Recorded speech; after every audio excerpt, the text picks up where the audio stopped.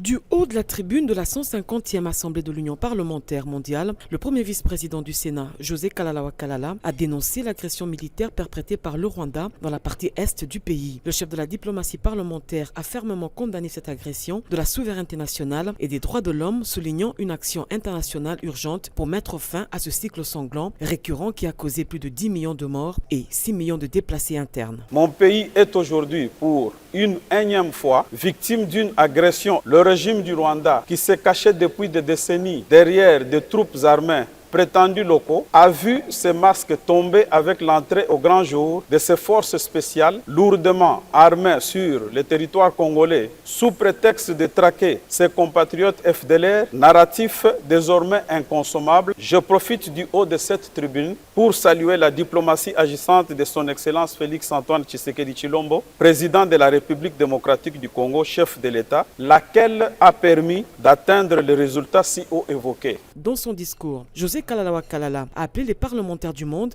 à l'application de la résolution 2773 des Nations Unies qui vise à condamner l'agression rwandaise et à instaurer des mesures concrètes pour la restauration de la paix et de la sécurité dans la région. C'est ici l'occasion pour moi d'inviter l'Union interparlementaire à soutenir la résolution 2773 du Conseil de sécurité des Nations Unies ainsi que les sanctions de l'Union européenne et des autres pays épris de paix et de justice contre les auteurs de ces crimes. Cette intervention du premier vice-président du Sénat devant plus de 2000 parlementaires venus de 190 pays a mis en lumière la détermination du gouvernement congolais à défendre l'intégrité territoriale et solliciter le soutien des instances internationales pour contrer les actions déstabilisatrices du Rwanda.